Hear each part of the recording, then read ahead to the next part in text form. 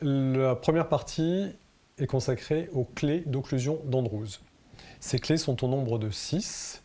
La première clé, dont tout le monde a entendu parler, elle définit les rapports entre les molaires du haut et du bas et les canines du haut et du bas. On aura l'occasion dans ce module de revenir précisément sur tous ces points. La clé numéro 2 indique l'inclinaison d'une dent avec une couronne inclinée en mésiale et une racine inclinée en distale. La fonction masticatrice exige cette position puisqu'elle répond à la résultante des forces. Et c'est un des points qu'il faudra travailler quand on fera sa préparation orthodontique pour obtenir toujours ce genre de situation. La clé 3 est son célèbre torque. Ce qu'il faut retenir d'important, c'est que le torque de chaque secteur est différent, positif en antérieur, négatif en postérieur. Les clés 4 et 5 tiennent du bon sens et sont mécaniquement liées et justifiées. En effet, une dent en rotation n'a pas de contact stable avec les dents voisines, et de même que des diastèmes interdentaires favorisent des migrations au cours du temps. La clé 6 est un déterminant difficile à obtenir avec l'orthodontie multi-attache, car la troisième loi de Newton, que nous connaissons tous, complique singulièrement la tâche. C'est à ce niveau notamment que les aligneurs se montrent particulièrement experts, puisqu'on peut définir à l'avance quel secteur peut servir d'ancrage, et donc quel secteur peut égresser, ingresser. C'est ce qu'on verra dans les diapositives suivantes. Si les clés d'Andrews sont un cadre important pour définir les objectifs à atteindre, il ne faut pas perdre de vue la demande du patient. Je rappelle que ce module est essentiellement destiné à des omnipraticiens qui souhaitent se lancer dans l'orthodontie par aligneur, et donc sera essentiellement consacré et dirigé vers des adultes. Traiter un adolescent signifiera peu de compromis.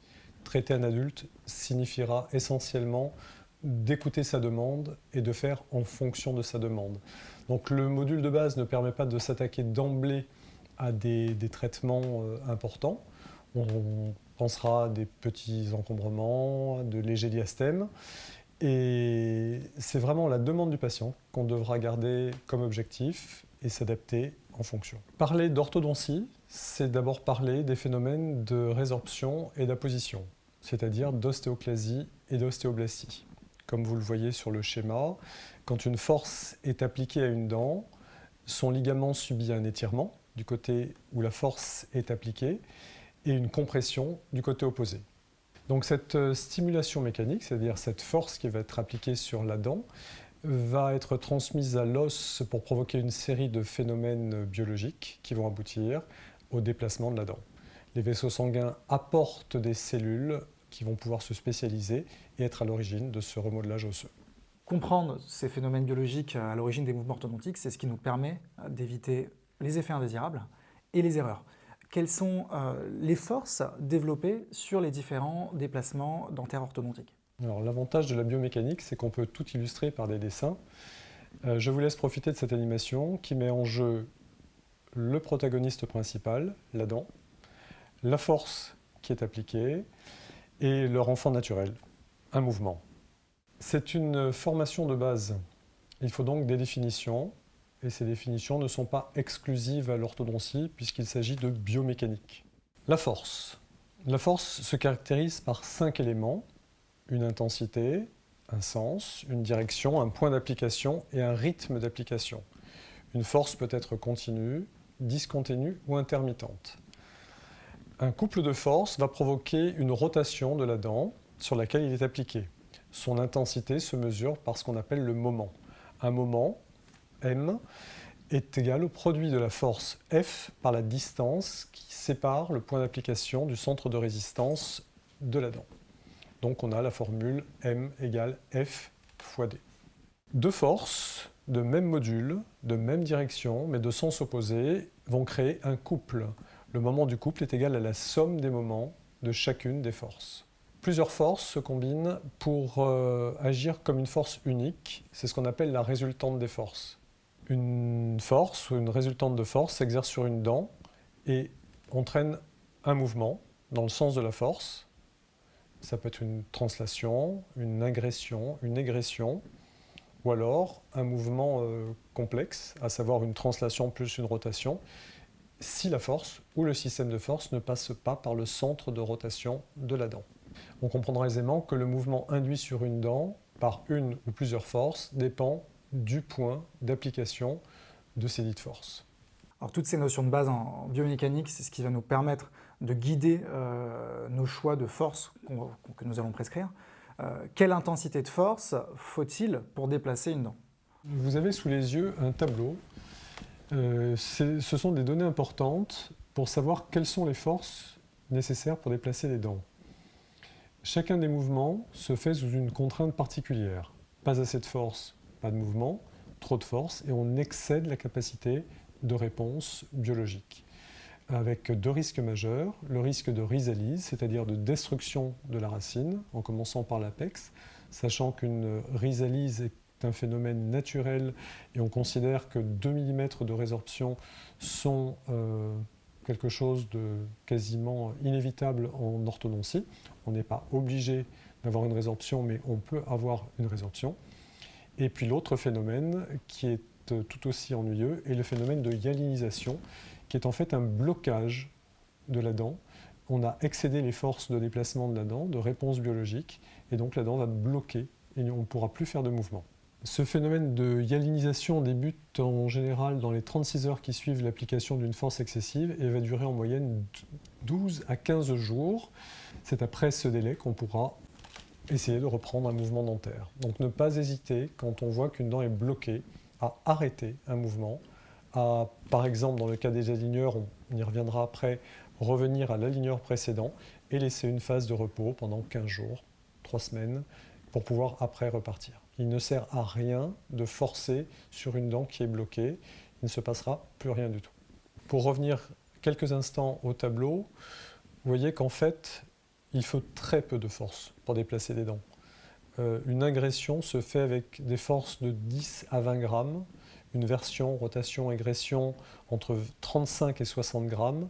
Un redressement de racine, c'est déjà plus conséquent, entre 50 et 100 grammes, et 70 à 120 grammes pour une translation. Donc il faut garder ces chiffres en tête pour savoir qu'on est sur des chiffres très modérés. On va maintenant définir le centre de résistance. Vous avez toujours le schéma qui vous l'illustre. Donc associé à une dent, le centre de résistance, c'est le point par lequel il est nécessaire de faire passer une force pour que le mouvement obtenu soit une translation pure, c'est-à-dire un mouvement appelé en anglais une gression, ou autrefois, quand on était jeune, une translation homothétique. Dans le champ de la pesanteur, le centre de masse et le centre de gravité sont les mêmes. Par contre, nous sommes en pesanteur et la dent se situe dans un os, donc le centre de gravité et le centre de rotation ne sont pas les mêmes. Pour une monoradiculée, le centre de rotation se trouve entre le milieu et le tiers apical, et pour une multiradiculée, ça se situera au niveau de la furcation. Le centre de rotation est défini en fonction du système de force en présence.